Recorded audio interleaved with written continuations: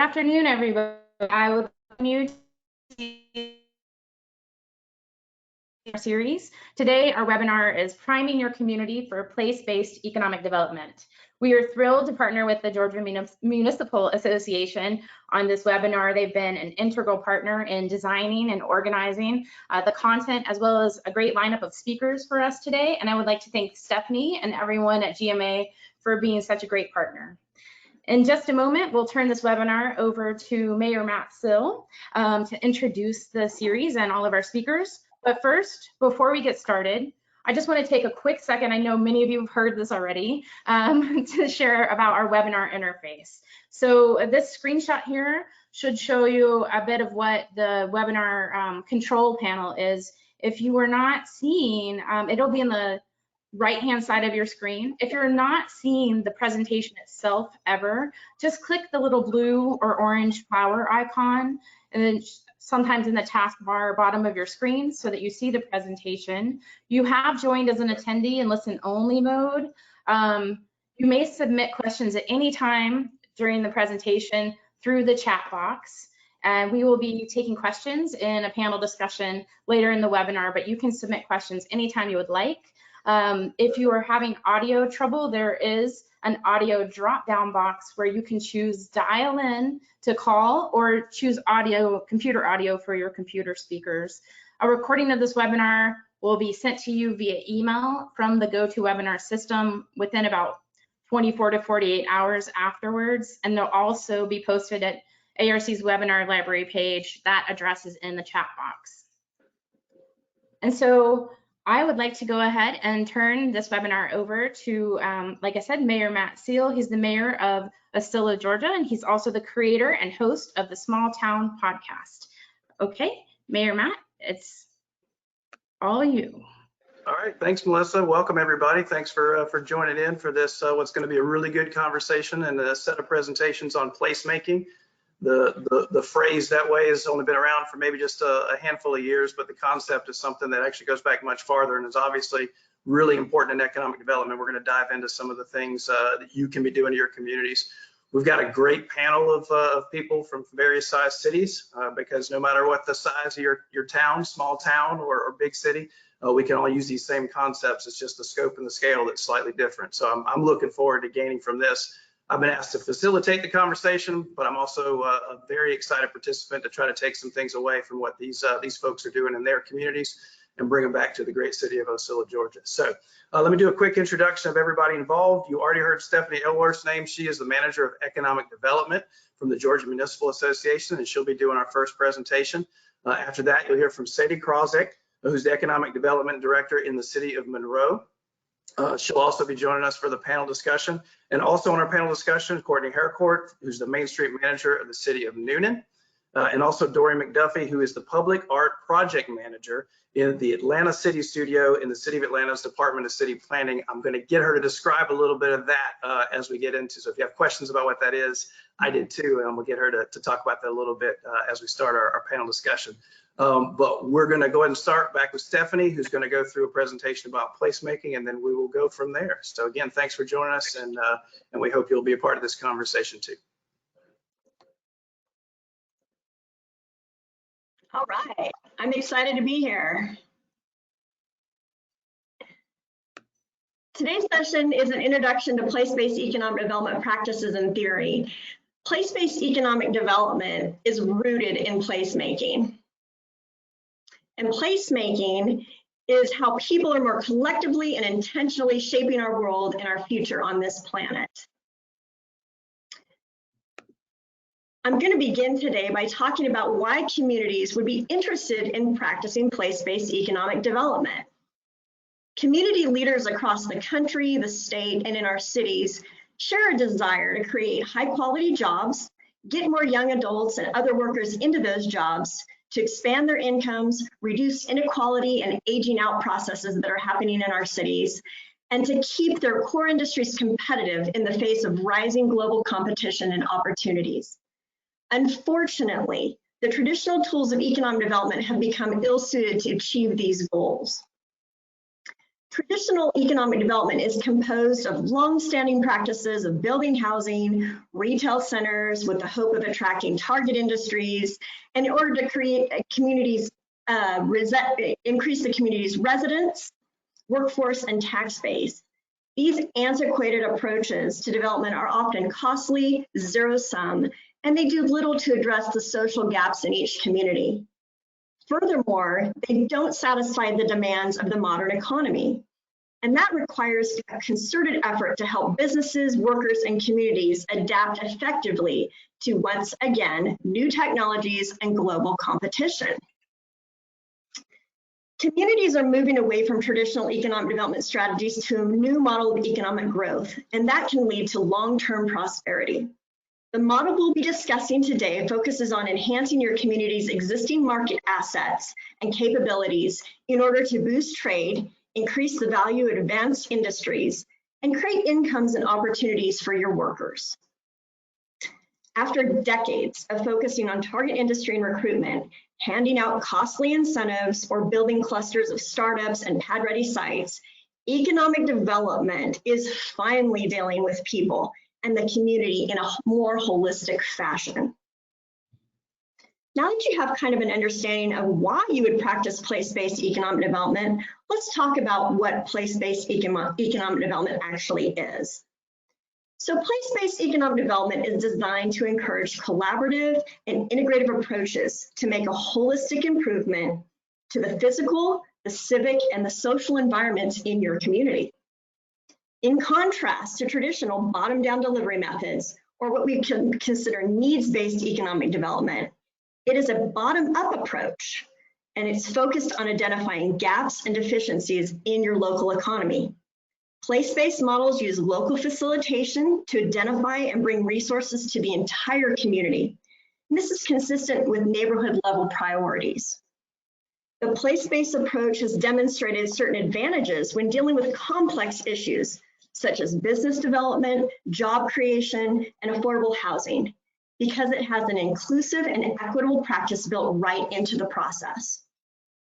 Another key component of place-based model is that it builds upon the unique features of a community, including their existing physical and social assets. I'm going to talk about asset-based economic and community development practices because this is an integral part of place-based economic development, and it's a good starting point for your community. Communities can integrate asset inventories and mapping into their place-based economic development processes, and it helps them to build upon their assets that they already have. The overall goal of place-based economic development is to enhance your community's quality of life, create a sense of place and identity in your community, and redirect the focus of economic and community development practices from a select few individuals to include community visioning and community planning. This truly is a paradigm shift, and there's many reasons why this paradigm shift has happened. Some include over-incentivization of projects, decades of automobile-centric planning practices and suburban migration, and a resurgence of downtowns and central core development processes, and also the negative effects of gentrification. But most importantly, our country is experiencing a growing divide between its classes. This is augmented when community leaders and economic developers seek out and recruit development that does not match or represent their community's demographics or needs. The solution to this inequality is a new focus on place-based policies and inclusive development. In the past, economists and economy policy emphasized and invested in talent-oriented development and cluster and industry recruitment and relocation strategies. These are important, but they don't need to be a top priority. The rise in spatial inequality, even prior to our COVID epidemic, and the growing inequality across regions and the political backlash that has engendered has convinced many of us who work in economic development of the need to embrace place-based policies in order to bolster our economies and the foundations of our declining properties and places. Mayor Nancy Harris from the city of Duluth has been practicing visioning and place-based economic development for quite a long time, over a decade. And she has this amazing quote. And she says, There are unique and interesting subtleties that belong to every city. Just as Shakespeare's Hamlet quotes, "To thine own self be true," each city must identify its own self and be true to its local character. Staying true to the roots that give a place its mojo is critical to a project's success. So let's keep this idea in mind as we go through this placemaking, place-based process of economic development. Now that we have a better understanding of what place-based economic development is and why it's necessary, I really want to discuss diversity, equity, and inclusion as it relates to place-based economic development. So what exactly is diversity, equity, and inclusion? Let's define this. Diversity is the presence of differences that may include race, gender, religion, sexual orientation, ethnicity, nationality, socioeconomic status, language, disability, age, religious commitment, or political perspective. These populations have been and remain underrepresented among development practitioners. So the question that we ask relative to development is, who in the community has been invited to sit at the development process table? Is our table diverse? So equity. Equity is promoting justice, impartiality, and fairness within the procedures, processes, and distribution of resources by institutions and systems. Tackling equity issues requires an understanding of the root causes of outcome disparities within our society. Relative to development, the main question to be asking is, what are the barriers to getting to and staying at the development process table? Inclusion. Inclusion is an outcome to ensure those that are diverse actually feel and are welcomed. Inclusion outcomes are met when you, your institution, and your program are truly inviting to all. To the degree to which diverse individuals are able to participate fully in the decision-making process and the development opportunities within an organization, the next question we ask is, do all feel like they belong at the development process table? Diversity, equity, and inclusion can be integrated into place-based economic development in many ways. I'm going to provide some examples of how we accomplish this by introducing you to the Georgia Economic Placemaking Collaborative Methodology. This is a program that I manage for Georgia Cities Foundation and Georgia Municipal Association. So we begin with our communities by having them do a demographic analysis. And this is to understand population size, distribution, composition, and the processes driving stability for change in population. It's critical in the development and implementation programs that we end up developing that serve the local communities. Each of the collaboratives teams undergo a demographic analysis prior to engaging in any of the vision area or planning activities that we engage in. Our community teams also complete an asset inventory and map. This helps them identify their community strengths, such as people, places, services, and businesses. And then we also engage in public input meetings or charrettes. These are important ways that information can be gathered while simultaneously creating community engagement opportunities. They are also great places to discover who your community stakeholders are. And community stakeholders are very important. It's so important that your community's diversity is represented on your stakeholder teams, your boards, and your committees. This might mean that you need to reach out to individuals and groups and invite them to participate. Lastly, to generate real success, it's very important that you integrate those community feedback and input ideas, the cultural elements that come up in these charrettes and public input meetings into any proposed development projects. So these are just a few ways to ensure that your development strategy and projects are diverse, equitable, and inclusive. So I'm going to do a little bit of a plug for our Georgia Economic Placemaking Collaborative at this point and give you a little bit of information about it.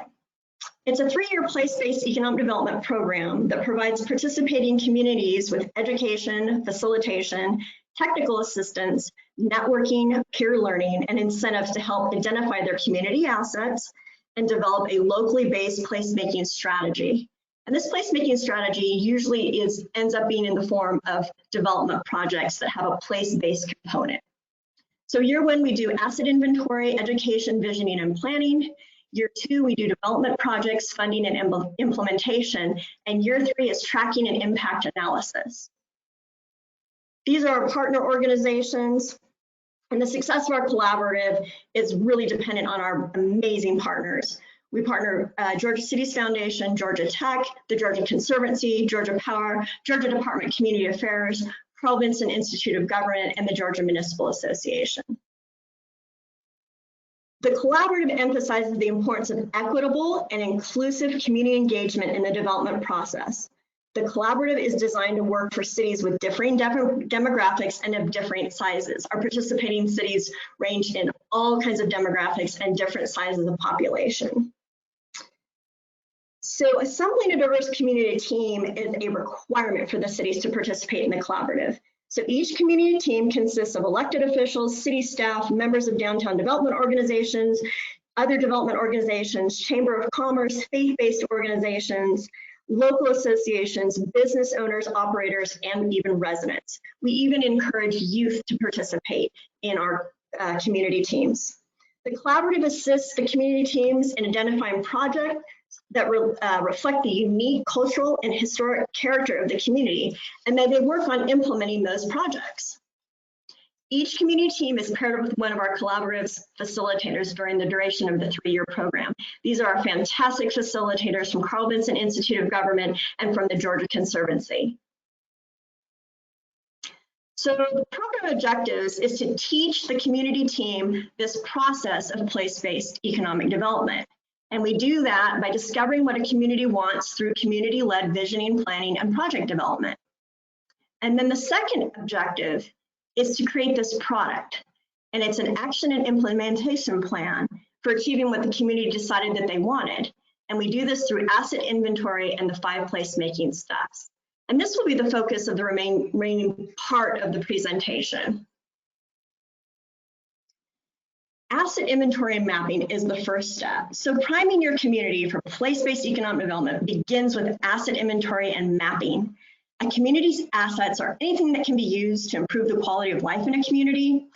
Knowing the community's residents, strengths, and opportunities makes it easier to understand what kinds of programs or initiatives might be possible to address through a place-based economic development process. Creating an asset inventory involves inventorying all the real and perceived community assets using local knowledge, government data, and observation. So these are some of the most common assets that a community might inventory and map. Your natural assets, such as beaches, waterfalls, mountains, landforms, anything that is tied to the natural world. Tourism assets. This is your culture, your heritage, your recreation, entertainment, social media, public art, hospitality, anything that's in your tourism wheelhouse that brings your visitors into your city. Physical assets. These are your buildings, whether they're utilized or underutilized, facilities, and available potential property for development or redevelopment. Your economic assets are your community businesses and how they contribute to your community. Your local associations. These are your non-governmental organizations and all your associations. This can include your HOAs, your neighborhoods, homeowners, just a group of homeowners, neighborhood watch, social clubs, community promotional groups, service organizations, or youth or adult sports groups. And then your local institutions, those are your colleges, your schools, your trade schools, your libraries, your parks, your hospitals, your clinics, your nonprofits, even your public buildings, your courts and police stations, departmental offices and services, and any of your government entities. Last but certainly not least are your local stakeholders. And these are your groups or stakeholders in your community. They can be individuals, they can be groups, but these are the people that really want to be involved and make a contribution. Secondly, after you do an inventory of your assets, we do a map. And the map doesn't have to be linear. It doesn't have to even be with words. It could be representing these ideas in pictures, but it's a way to transpose that inventory into some type of a visual for your community team to use to generate ideas. And we're going into the next phase of this process. So in the Georgia Economic Placemaking Collaborative, the community teams complete their asset inventory and map, and then they're introduced to the 5 steps of placemaking. This process is created by the Project for Public Spaces, and we utilize it in our program. They are an international organization that has been leading the placemaking movement for decades. They are known throughout the world for this process and for their efforts in placemaking. Placemaking is a really old concept from back in the 60s, but it really hasn't been focused on until very recently. It's getting a lot of attraction now, but Project for Public Spaces has been doing this for a really long time. So we love their process, and I'm excited to be introducing this process to you today. The 5 steps have been proven effective in priming communities to implement place-based economic development practices. So this is an introduction to place-based economic development. It's priming your community. It'll get you on that pathway, onto that paradigm shift that you need to make in order to really start doing place-based economic development. So step number 1 is to define your space and identify your stakeholders. Seems pretty easy, right? So you assemble a community team that represents your demographics. You host a place-based training activity with that community team, and you utilize your asset inventory and your map to identify potential projects and focus areas. So you're looking for places to develop and projects to develop in those places. And then you create a list of those potential project places. That is step 1. Step 2 is to evaluate those places and then identify the issues. So once you've got those places identified, then you need to go through step 2 process. So you complete a place performance evaluation on all your potential project spaces. You take that whole list and you do kind of an evaluation. And this evaluation identifies community and development issues and challenges in each project place. And that can be from an environmental perspective, it can be from a social perspective. You really want to take into account a holistic approach when you're looking at identifying issues and challenges in each of the project areas. And then you develop a preliminary vision for each of the project places that addresses those challenges and those issues. And then you brainstorm about potential partners for projects in each of these project places. And that takes you into step 3. And step 3 is this place vision. And you might think to yourself, well, shouldn't it have been the vision first? No, we really want to kind of flesh out the places and the projects and the issues and the challenges before we really go into that vision. So once you have those 4 things identified, then you can go into this vision process. And this is developing a mission statement of goals for each of the project places. You define the intended use of the project place and describe some intended outcomes. So you're looking at a present situation and a future situation for each of these projects and these places. I think this part is really important. You need to prioritize the project places according to feasibility. So, you know, we always say dream big, but you've got to be realistic about what you can actually accomplish as a development team. And then you create a concept plan for those project places. And then lastly, you create an action plan that includes short and long-term goals and deadlines. So you've got this wonderful list of places, projects, the challenges, and then the vision and what you anticipate that those places and projects are going to look like, short and long term. And this is all done through public engagement and community sharing of ideas. So this step 4 is short-term experiments, and this is the fun part. And this is putting your vision into action. This is what we call going after that low-hanging fruit. So that's why you prioritize your projects, because you want to see what you can actually get done. And you want to experiment with what Project for Public Spaces considers lighter, quicker, cheaper projects. And I know that Courtney will be able to speak to this a little bit later when we have our panel discussion. These are short-term, low-cost solutions to issues and challenges in public spaces, and they tend to have lasting and profound impacts in the community. And one of the things I love about these lighter, quicker, cheaper projects is that they're a good opportunity for the community team to experience a place-based economic development project that is low risk. It gets your feet wet, it gets your team excited, and you have a result and you have a project with this team while you're simultaneously training them in the process of place-based economic development. The picture on this slide is from the city of Gainesville. They are one of our place-making collaborative cities. And this area right here is what they call a parklet. And it takes up about 2 to 3 parking spaces. And what it does, it's mobile. And they created this, they built it. It's got some greenery on it. It's got seating. It's got an area for standing, or you could even put a restaurant table there. And this expands the sidewalk so that you can have more public space in front of a business. This became so popular in Gainesville that the downtown businesses started becoming really competitive about who got to have this in front of their location. So they ended up building a couple more of these.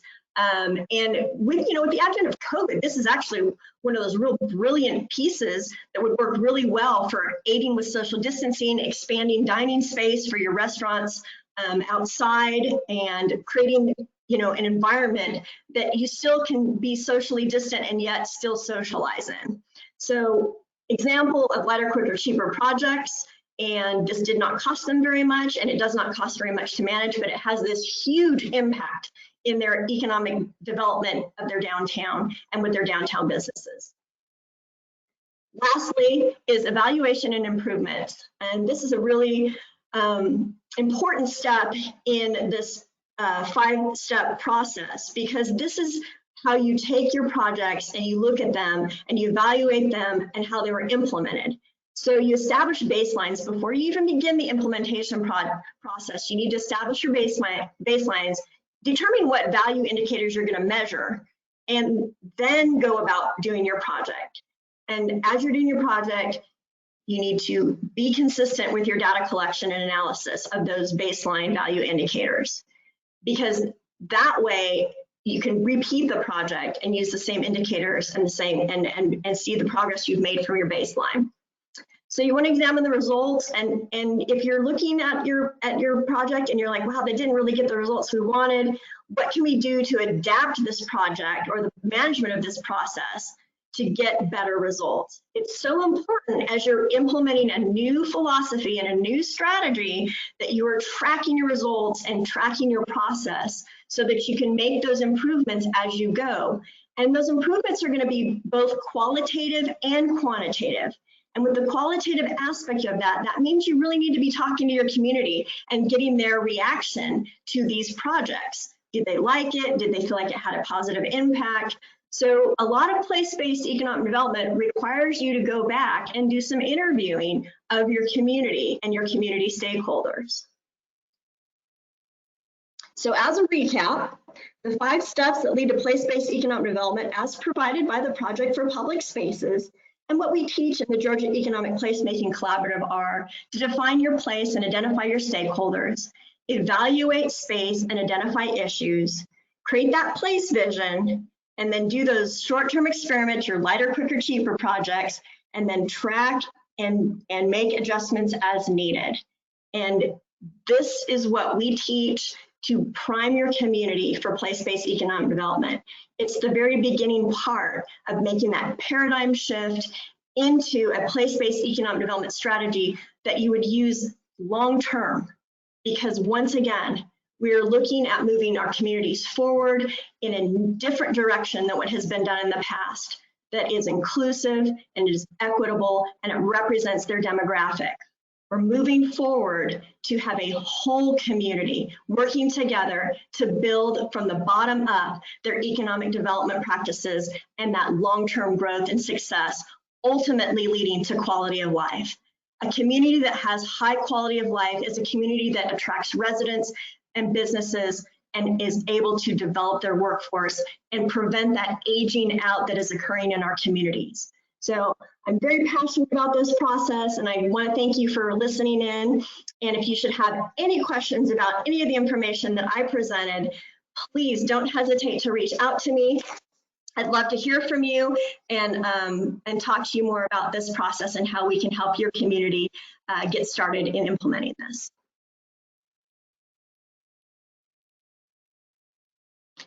Okay, I'm going to turn the time over now to Sadie.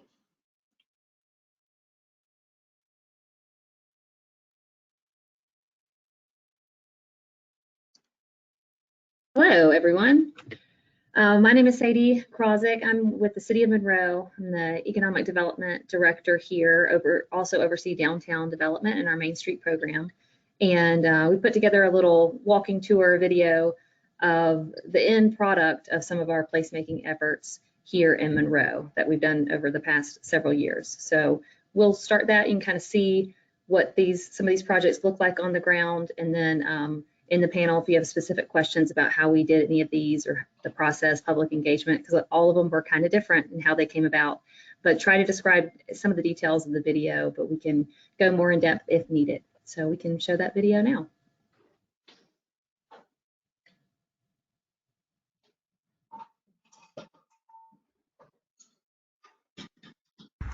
So hey, we're in downtown Monroe.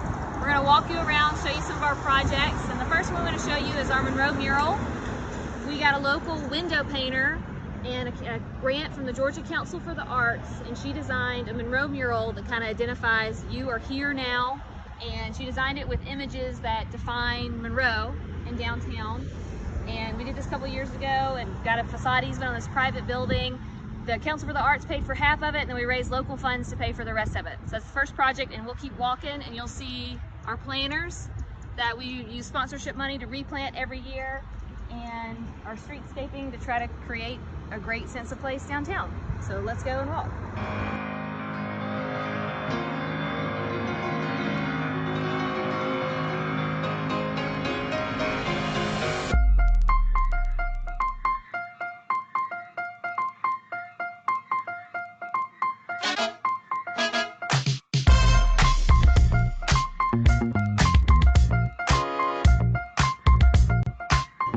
So we're inside Elevate Outfitters and Coffee Camper in Monroe, and just an example of how our local businesses have really jumped on the idea of branding this as a place.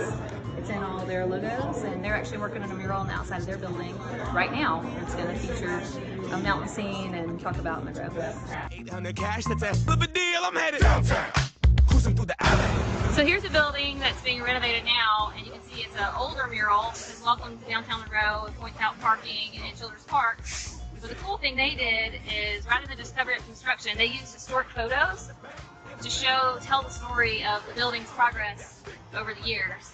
In the air, stop by Pipe Place, throwing fish to a play. Downtown, downtown, downtown, downtown, downtown.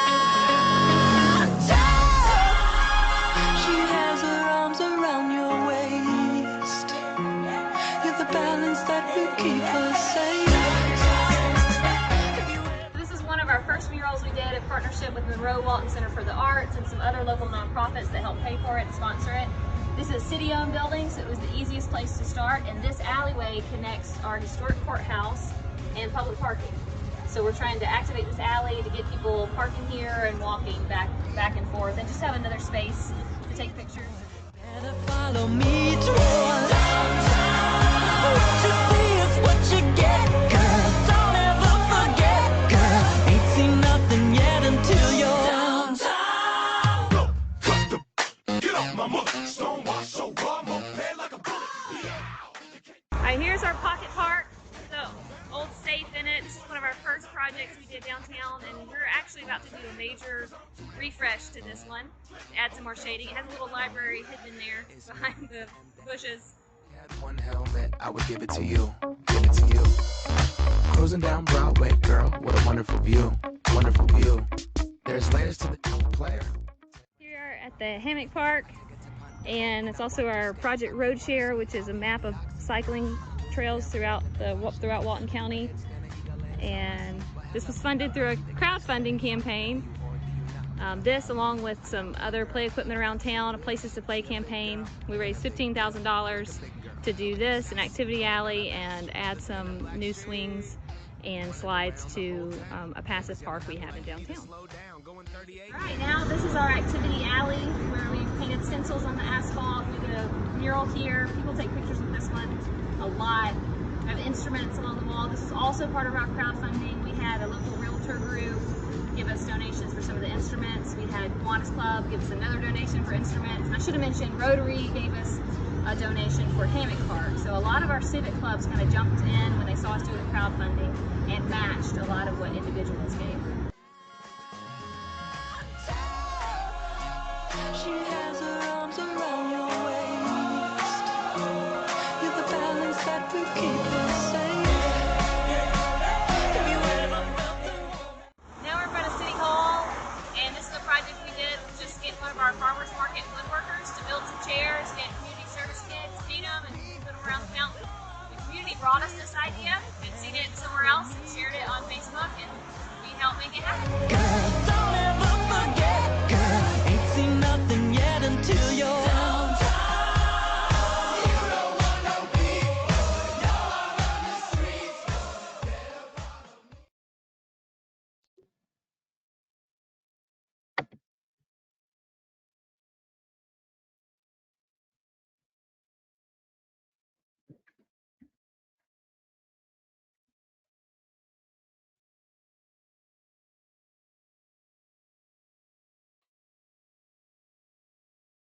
All right, I guess that's my cue to come on and start leading the conversation, everybody. So I've got some general questions for our panel to talk about some things going on in their specific communities. But the best way for this to be beneficial for everybody that's actually participating in this is for you to participate in this. So if you'll look on the right side of your screen, you should have your control panel.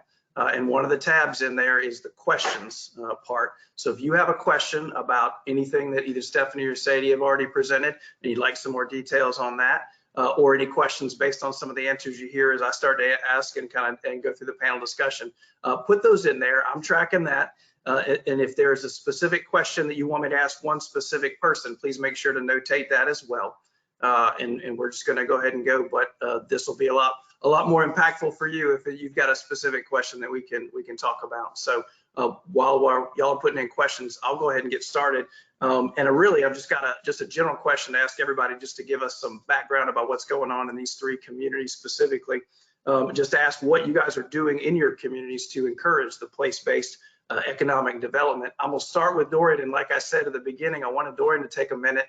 Not all of us, certainly not the great city of Ocilla, has the phrase tactical urbanism on our website in our department. So that's something kind of unique and different, and I want to give her a chance to kind of talk about the city studio there. So Dorian, tell us what you're doing in Atlanta. Sure, and thank you for having me. I first want to say thank you to Stephanie, because I'm going to be in the next cohort, and I'm really excited about what you presented, because that's a program that I'm excited to be a part of. And Sadie, I'm inspired by that video I just saw. The music really was an inspiration. I love the music. So and you guys are doing great stuff there. That looks really good. So the Atlanta City Studio is a pop-up design studio. We're a part of the Department of City Planning, and we move around the city of Atlanta to different neighborhoods and partner with organizations in those neighborhoods to make a difference in neighborhoods, while at the same time maintaining partnerships we might have with other organizations. So we might partner, and we are partnering actually with MARTA right now to make some changes to MARTA stations and the street design around MARTA Station. We'll partner with Soccer in the Streets. I'm trying to think of other organizations. So we partner with large organizations where planning around their physical location or around locations that affect their constituents will help them. So we started out in Ponce City Market, and we moved to the Cascade neighborhood, and now we're in downtown. Is a really exciting place to be. It's actually called South Downtown, because downtown isn't downtown enough. And so we are there in the middle of kind of a renaissance down there, where large real estate companies have bought lots of old properties that need attention. And we're trying to help them create a walkable and transit-friendly area downtown. So we have tactical in our title, but honestly, it looks like you know, definitely Sadie and Monroe, that you guys are doing tactical projects. We just, you know, just put it on your website and claim it, because that really is what our focus is. Did you want me to kind of go into the question about what we're doing right Yeah, now? Or what definitely. I'm There's doing some of the things specifically? going on. Yeah, where placemaking is helping with economic development and what you guys are doing. Okay, so I'm going to focus on the arts and the kind of projects that I'm working on, and why I really believe that the arts need to be a part of tactical projects and placemaking in general. And Sadie, you actually, again, made the case for the arts right there. I mean, it's the low-hanging fruit that is not terribly expensive, that people can get around through fundraising and make it happen. So one of the big projects that I've been working on is I'm working in the English Avenue neighborhood, which is a really underfunded, underserved neighborhood in Atlanta. The nickname is the Bluff. It was known for having the most heroin deals and deaths and the most crime and the, you know, kind of the worst of the worst in this neighborhood. There is an effort through the West Side Future Fund and other organizations to turn this neighborhood around. We partnered with one of the local organizations, the Beloved Community, to deal with that low-hanging fruit and bring the arts into a neighborhood or an intersection of the neighborhood that was deemed its economic center. And so we're looking at doing murals and crosswalk murals, and I've already done an installation in a building there where we had an event, and we partnered with Dashboard and Tila Studios to bring art and performance in that location. And the location is special because it's a church that has no roof and no floors. It's just 4 beautiful granite walls with a cement baptismal in the middle, and that's it. It's grass on the bottom and air at the top, and it's amazing. So it's definitely low-hanging fruit because we didn't have to pay for a venue. And so our bringing art there has inspired our department, one of our departments, Department of Public Works, to install all new sidewalks in the area. One of the people that I work with there is in a wheelchair. She's 82 years old and she's wheelchair bound, and she was having to ride through the streets to get to the venue that she is supporting. So she can now ride on the sidewalks, which is exciting. We partnered with MARTA and they put in bus shelters. I'm going to be partnering with other arts organizations, Living Walls, a creative project, National Black Arts Festival, to do some art installations there. And once our COVID, how do I say this? Once what COVID has created for us is over and we can once again be in public together, we'll do some performance and some events out there. So we definitely use art in other ways. I use art to help get the message out about different activities that this Atlanta City Studio was doing. I've done art exhibits and had panels in the art exhibits to communicate City of Atlanta projects. So the arts can be used in not so obvious ways. And that's why they decided to bring someone who had a public art expertise into the studio. All right, thanks. We'll move now to Sadie. Sadie, you already showed us some of the stuff going on in Monroe, but go ahead and talk about things. And I do have a specific question already for you. Let's see, maybe I'll pull it up here.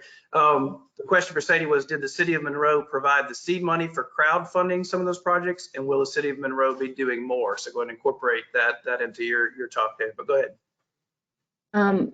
Yeah, and now about the crowdfunding, that had way more impact than we realized, because obviously we do fundraising for events with sponsorships that usually targets like the business community and those kind of partnerships.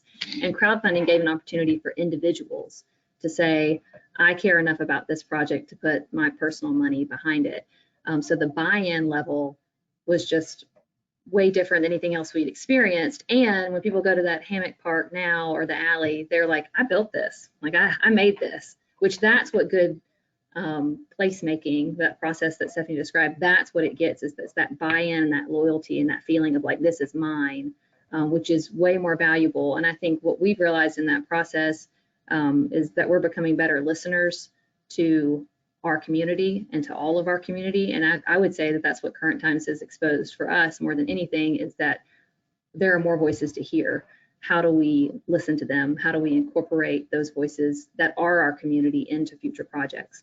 Seed money wise, we knew as a DDA, our Downtown Development Authority, we had some money that we could put towards some of these kind of public space, public little amenities in downtown, but we did not have enough to do what the public was asking for and what they had kind of been dreaming about for years. So we kind of took a lot of those ideas and said, well, let's put them all into one kind of campaign and call it Places to Play, trying to combat that saying of like, oh, there's nothing to do. Well, that's not true. There's tons of things to do, but we're trying to create a concrete space where people can do those things or interact. And so we had a little bit of money, and our goal was to raise 15, but with the civic clubs jumping on and matching individual donations, that's what really pushed it over and helped us deliver on it really fast. We did get a grant, or we were chosen as a pilot community through the Local Crowd, which is a crowdfunding platform. They were trying to branch out through a USDA grant into the Southeast, and we applied and got chosen as a pilot community. So we had access to this crowdfunding platform and tool at no cost to us. So that was one of the ways that really accelerated us to do it. And then we opened up that platform to the community for businesses to run their own crowdfunding campaigns. And we had one other individual business run a successful campaign that they raised $10,000 for an outdoor beer garden to go with the brewery. So that's some more background on that dabbling into crowdfunding, which I think is a really important tool for placemaking, and we probably should be learning how to use it more.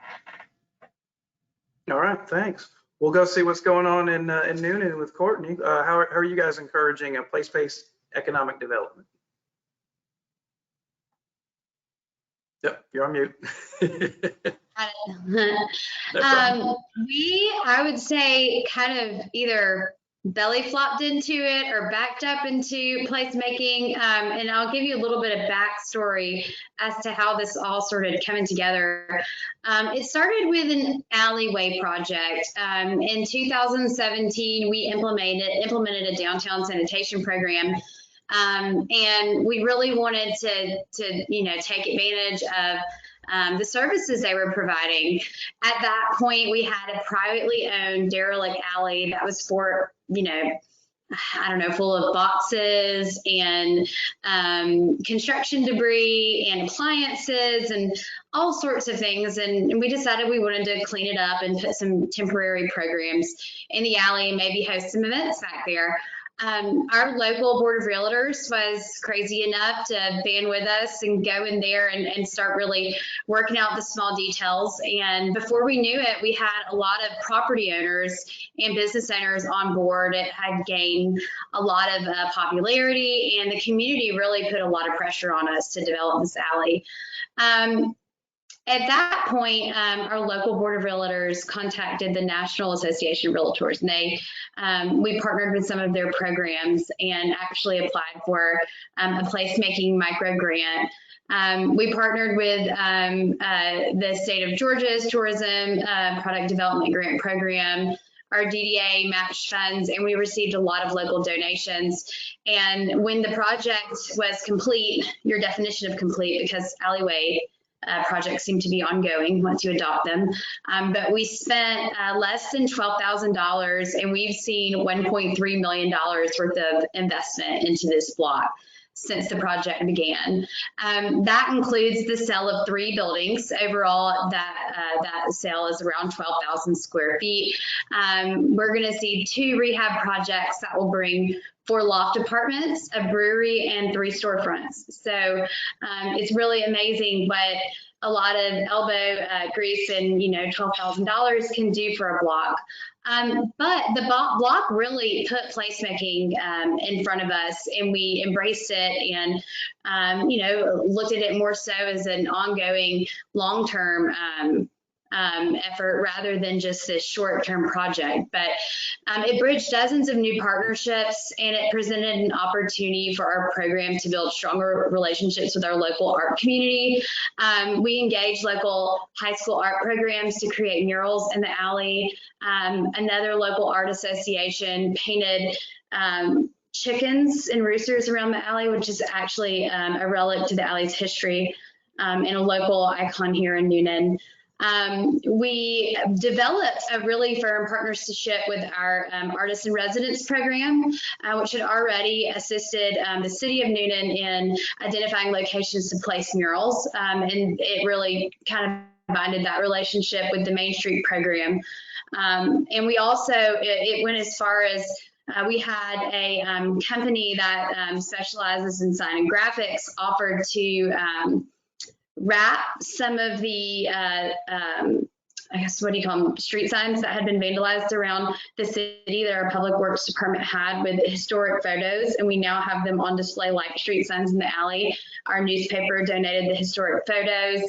We've used, recycled banners to create an awning over the top, all sorts of really neat things that we had to ask for help to implement, and it gained enthusiasm, and we were excited about that.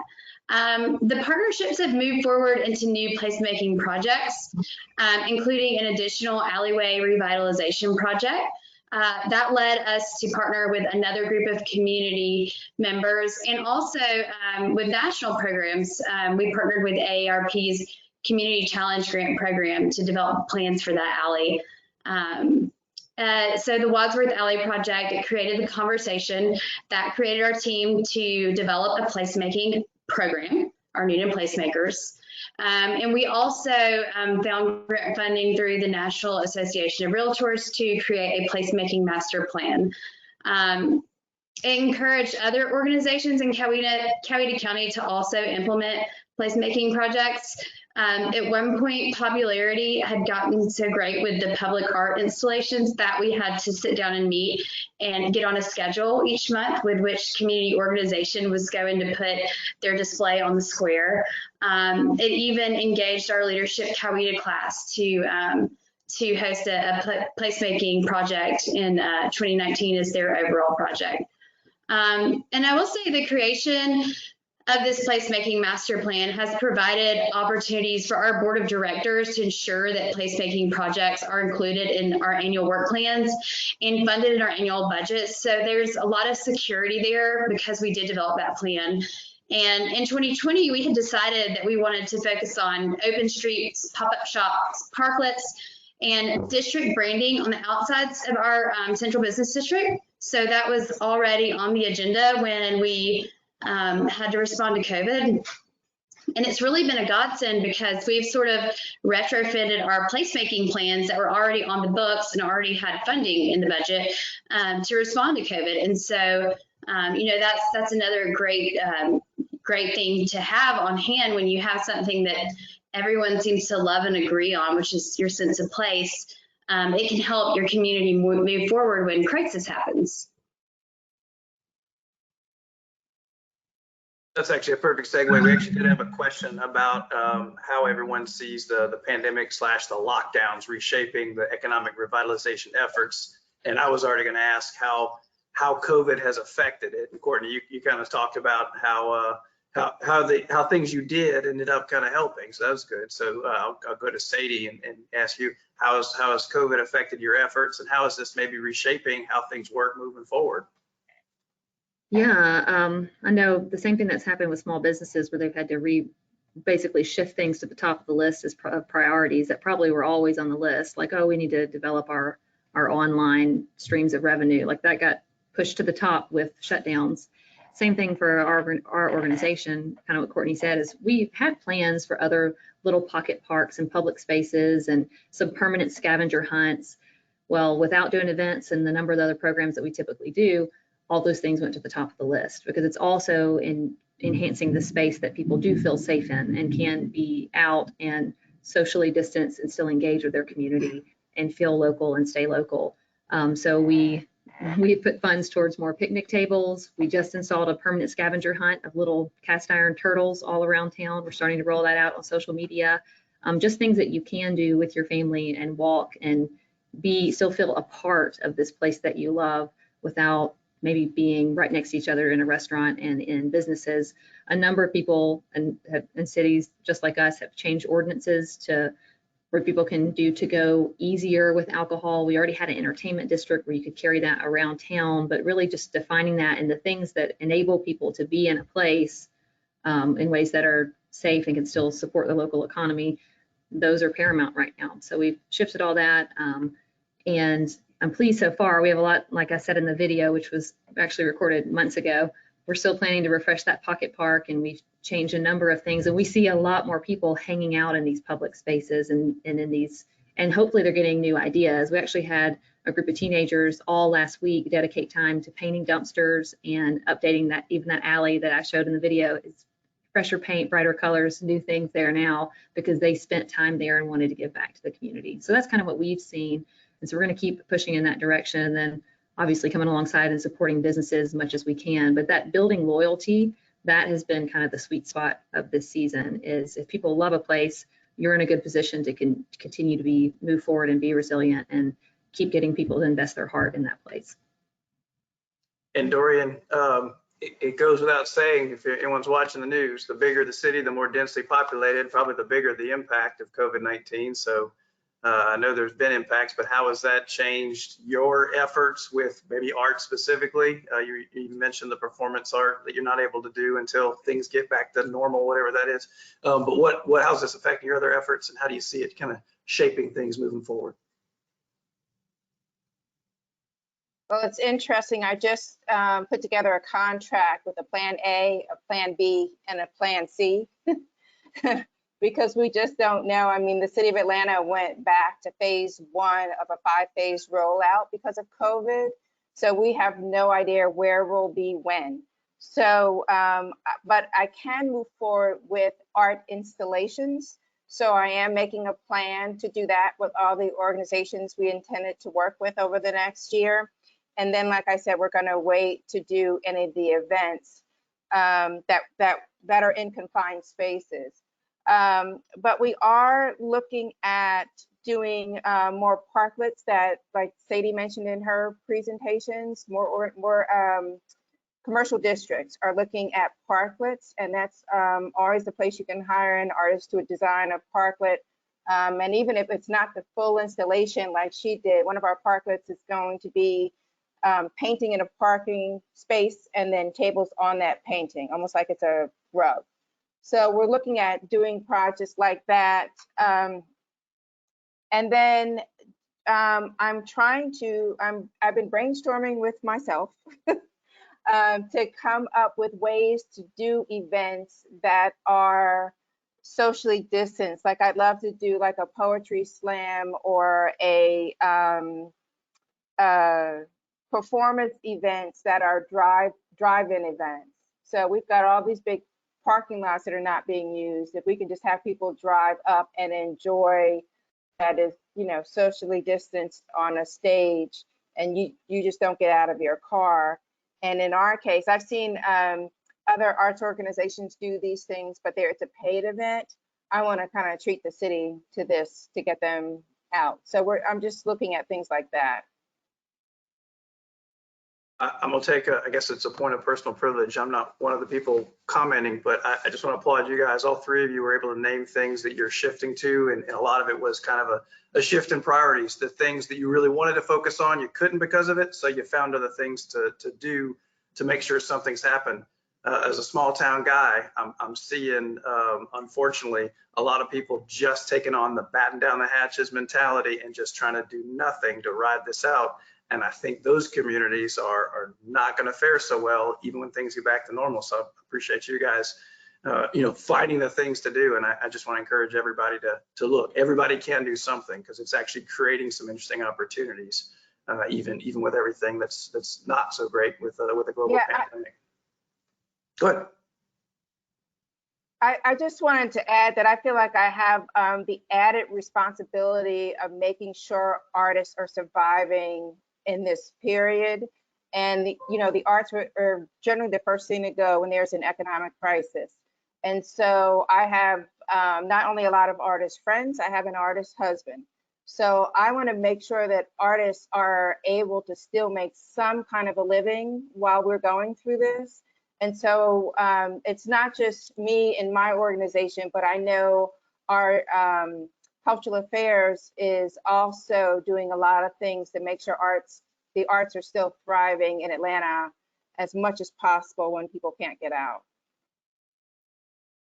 All right, and Madam Dorian, Hall, just for a go second, ahead. I've had personal conversations with Sadie and Courtney about activating public spaces during COVID because, and you and I have had this conversation, it is so important that we keep creating a sense of place in our community because we're already isolated enough with COVID. We've got to be creative. And we've got to look at our spaces and figure out what can we do with them that's safe, that'll allow the public to congregate and to interact with each other and continue that sense of place in our community. It's human nature to congregate and to do things together and to socialize. And cutting that off in our communities is devastating emotionally and mentally and economically. So I really wanted to stress that how important it is that these practitioners are looking at that through that lens of, hey, how do we keep the community engagement going and how do we keep activating public spaces in a way that's going to keep our cities and our communities healthy and thriving. The other thing, and I want to stay with Dorian for this part of the conversation too, while COVID-19 certainly taken the biggest spotlight we could possibly give it this year, the Black Lives Matter movement, we'd be remiss if we didn't bring up that, especially in Stephanie's presentation. Three of, I'll call them core values, Stephanie may have a different title for them, but diversity, equity, inclusion. If those are core principles of placemaking, and placemaking is about economic development, then a group or groups of people that don't feel included in their communities is obviously a serious issue that we have to grapple with. So Dorian, we'll start with you. We'll go around all three for this. How do you feel like placemaking has been impacted by people feeling a lack of inclusion, and how does that change maybe the strategy or some of the tactics going forward in Atlanta? Sure. I'm privileged to work with the commissioner. His name is Tim Keene, he was just a visionary in general, and one of the most fair-minded people that I've had the pleasure of working with. And before I even started with planning, they put together a book called Atlanta City Design, and there's a PDF of it online if anyone's interested. And there are 5 core principles that the city does all their planning efforts around. And they're equity, progress, ambition, access, and nature.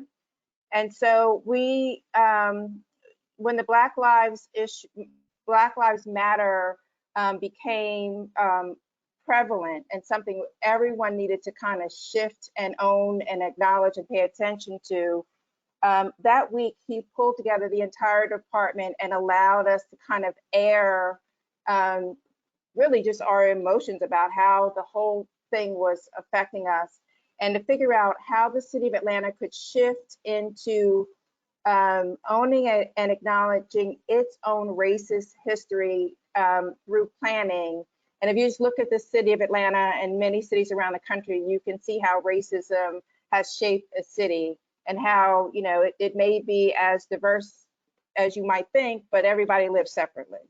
And so a lot of that has to do with zoning. So he started kind of an internal effort for us to look at what we're doing, to first educate our department in the history of the different acts that the department took to create what we have now, and then to go outward with efforts to help change the mind, educate and change the mindset of people, and do a lot of the community outreach that we're all used to doing anyway, but just make everyone aware that these are why we have these existing living conditions. So even sections of town like Buckhead are going to have to acknowledge, you know what, you weren't always Buckhead. The oldest Black church is in Buckhead. The oldest Black cemetery is in Buckhead. You got there because it was allowed through zoning.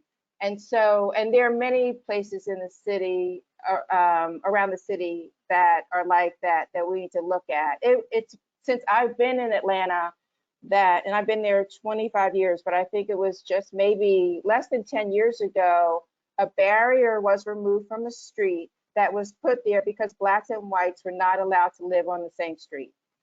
And there are many streets in Atlanta that change streets at a certain point for that same reason. So we're going to kind of own that and get it out there and see what different communities, how they want it to see it addressed. I just received a document today to look at, or so I can help add to the list of how the arts can help contribute to this effort. So that's where we are now. We're in the very early stages. This is kind of the first public announcement that we're even doing something like this. So I don't have a lot more specifics than what I just mentioned, but it's interesting shifting your work to be, how do I say, to be safe during COVID and inclusive, to include all the components of a city you have to include to make it a good and equitable city. Sounds the challenge for sure, but those sound like pretty incredible efforts. Sadie, how are you guys again, trying to make sure that inclusion is a part of it with regard to the Black Lives Matter movement in Monroe? Well, the timing is interesting for us because we were internally as a downtown development authority and Main Street board having conversations of we don't have enough diversity on our in our leadership and in our participation, and kind of saying, what do we do? How do we, and our key volunteers, like, how do we change this? How do we gain some ground in this area? What's the issue? And really, we didn't have people that were at the table that were able to give us honest answers until Black Lives Matter movement started, because people naturally wanted to come to downtown as the heart of the community to express their concern over this issue. And so in Monroe, and we're small, we're less than 15,000 people. We're still considered rural, and we're northeast of Atlanta. That was a new experience for our community to go, okay, well then how do we respond? How do we support? How do we make sure these assemblies have a voice and are respected and honored? And so that was kind of the goal local for us. In my position, it's like, okay, well then how do we do this well? How do we make sure that people feel welcome and heard? And so, and those went well for, I guess we had 2 weeks of very peaceful, beautiful demonstrations in our community. But the things that came out were half of our community doesn't feel represented in leadership. It's like, okay, that's hard to hear, but it's also very clear to see. So from there, the mayor started calling internal conversations and meetings and inviting people from the community, and just all we've done so far is try to listen and to learn. But that's a big step for us. And then to start putting into our mission statement and our goals that we have to be intentional about diversity. It's not going to happen naturally. We have to, how do we empower entrepreneurs of color? I mean, really, how do we do that? We need to learn how to do this. And the change for us is these are questions we weren't asking 5 years ago. Maybe we should have been, but it just wasn't on the radar. We were just trying to get vacancies filled. Vacancies are filled, businesses, it's happening. Now we have a bigger question of like, okay, that's good, we can be better. So I think for us, it's changed the conversation and shifted it. And we look around and go, we've done some really great projects. We could do more to honor and represent a more full story of our history, to honor and represent a better what our community is today. And so I think we've been being very intentional about inviting and trying to connect with different parts of our community. And it is changing what downtown looks like already, just in like the general people walking on the sidewalks and being around. I'm seeing a lot more faces feel comfortable in our downtown, that I think because of Black Lives Matter, and saying, oh, we are wanted, we are welcome, all of us in our community. This is our community. There's been more ownership, like this is my town, I'm going to this place. I'm hoping that will continue. I'm hoping that we'll continue to learn, and how do we have an opportunity, I think, as a small town to try some things and figure out how to do this well. And because it's smaller numbers, it takes less people in the room to kind of get some things done. And so I'm excited about that. I think it's a huge opportunity that we wouldn't have gotten here this quickly without all of our society kind of responding the way that it has in the past few months. And Courtney, talk about how this is impacting and how you're confronting it in Newnan. Hi, yeah. So we actually here in Newnan, we have a really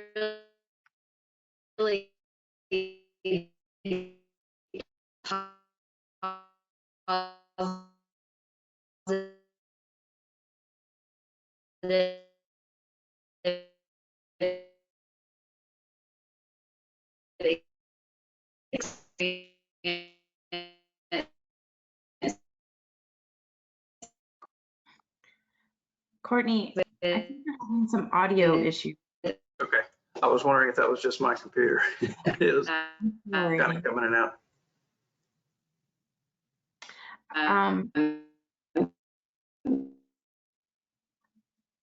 Let me, sorry, Courtney, we're not able to understand. I thought it was just me. I was gonna let it keep going. But let me, I've got some questions that have come in that I want to get to, and then we'll try Courtney in just a minute. Sorry. Let's see, let me go back to, and actually, let me, Dorian, well, let's see. Sorry, I'm looking through my. How are you guys measuring success in this? Someone asked a question about metrics. I'm trying to find the exact one there. It says, how do you measure the economic impact and compare it with placemaking compared to maybe traditional economic development? Are there different metrics, or are you just having a different strategy but are looking at the same measurements? So Dorian, we'll start with you. How are you guys maybe measuring this in Atlanta? I honestly don't have the answer to that. It is not my focus, but the answer probably does exist because we did install a boardwalk in downtown Atlanta where Georgia State students congregate and purchase a lot of meals. There's a lot of little restaurants there. So I think the metric exists, but I don't have it. But if someone wants to contact me at dmcduffie@atlantagA.gov, I think you're going to give our contact information. I'll find that out. Okay, all right, that's fine. And I may be putting you on the spot too, Sadie, but are you guys looking at it different, or how are you guys measuring this? Well, we obviously look at sales tax and whether that's going up and down. We also look at part one crimes and kind of see if we've noticed a trend over time in the areas where we do placemaking and engage. And then we also obviously just look at investment in buildings that are adjacent and surrounding, kind of like the same number that Courtney threw out there, like our alleyway project. Every one of the storefronts that backs up to that alleyway has had significant redevelopment, not just facade grant, but new businesses and growth in those spaces since we did that project. Now, it's an indirect correlation, but it is still something that's related to, we started investing in that as a community in that part of town. It encouraged private investment. Also, we see public monies, meaning exactly like what Dorian was describing, public works and other projects begin to start gravitating towards areas that people care about or show their care through placemaking. So we've been able to see more sidewalk connectivity and repair of infrastructure scheduled for the areas that we invest in with public-private partnership first and kind of a grassroots movement to those areas. Then we'll see public money naturally kind of follow that. The other thing that we track is the cell phones, where customers are coming in and out of town, and get our customer counts and the number of trips and the time they spend. And that's really incredible information. And we do that through a contract that we have with a company called Nextsite that does retail recruitment. They're able to pull that information and kind of show us customer activity. And that has been the biggest indicator. And it's also helped us see the impact of COVID with the shutdown, because you can see the numbers and the number of customers change. But because of that, we're able to see that our number of customers downtown is more than the number of customers that are visiting our Walmart Supercenter in town. And so being able to have those numbers and show that to decision makers and to show that to small business owners and say, no, we're doing really well when we can compare and outperform in total customer numbers. Now there's more trips to a Walmart Supercenter, but that's really impressive for a small downtown that's just made up of a much smaller footprint. So those are kind of the things that we watch over time, just to look for trends. And obviously we're looking at vacancy rates and number of jobs, things like that as well. I've got what I thought was a very interesting question got asked early on, and so I'll kind of toss it out to whoever can jump in there. And Stephanie, you may have examples from some of your experiences with so many different cities across Georgia, but the question is, how can the principles for place-based economic development, specifically the emphasis on people and a culture of a community, be applied to recruitment of corporate business? And there's some of your sponsorship, there's your getting new businesses come, there's your, obviously that'd be a good measurement if you got a bunch of those, but how does that translate, or is it much different than kind of your traditional? I think it's very different, and that goes along with what I was talking about with traditional economic development practices versus a bottom-up approach. So if you are building your foundation in your city on your culture, on your history, on your demographic, and you're building up from that, when companies start looking for places to go, they take into consider, in the past it was like, oh, what's the school district like? Is the pad site ready? What we're looking now, particularly since a lot of people are able to work remotely, this is a phenomenal opportunity for cities to take advantage of a bottom-up approach. Cities that would maybe never have been considered for development sites, because the companies can move to remote locations and develop remotely. So this is an opportunity for cities to jump in to the deep end with this and build their foundations on their culture, their history, and their demographics, so that when businesses are out there and industries are out there doing site location recruitment, they're going to look for those communities that have equity and inclusion already built into them, because those are becoming priorities with companies. And it's quality of life. It's all about quality of life. If you've already got that established in your community, you're gonna stand out versus other communities that are just still, doing that, what I call fishing, where they're out there fishing for industry and throwing out incentives and throwing out sites. But if you've got developed places and a sense of community and a sense of pride in your community that revolves around your history and your culture, that's incredibly attractive to businesses, both foreign and domestic businesses. Sadie or Dorian, you want to add anything to that? Or I wouldn't want to follow Stephanie on that. She was so authoritative. I've got kind of two questions I want to combine into once and throw it out to both of you. One of the questions that came from one of our participants is, do you consider communications infrastructure to support pop-up activities as part of placemaking? I want to kind of combine that with one of the questions I was going to ask was, what are you doing to engage your community, whether that's in the development process that Stephanie went through earlier, or really in just, you've done all these things to create the sense of place. How do you communicate that to make sure people are engaging with it? So I'll kind of combine all that communication and getting the word out there together. Dorian, we'll start with you. Sure. The city of Atlanta has what we call NPUs, neighborhood planning units. And they they section the city off in large sections that include several neighborhoods. And it'll be NPU, I think it's A through Z. So for instance, NPU L is where I do a lot of my work. And they have a monthly meeting, and that's where you have to go and present your projects that you want to do there. Some projects get voted on, some projects don't get voted on, some are just kind of an FYI, this is happening. So we kind of communicate through that channel. We go to neighborhood meetings, and then the studio has a community engagement manager who is, and she's just an exceptional human by any standard, but she does a really great job with social media. And so that combination is how we communicate to the whole city. Now, English Avenue is not a big, there's not a lot of people on Instagram in English Avenue. So it really is that you have to get out there. And prior to COVID, sometimes you just have to get out there and knock on doors and let people know things. So it's, the communication techniques range from, 19th century to 21st century. All right, Sadie. Well, yeah, I would say social media is huge for us, especially understanding how people feel about places and engage with it by just searching hashtags, because we have Monroe downtown, downtown Monroe, Monroe DT, even Monroe, it's a common practice in our office just kind of to see what we look like in our hashtag footprint, I guess, and see what people are taking pictures of and what they're sharing. And you can really see the places they really love, the products, the stores they really love.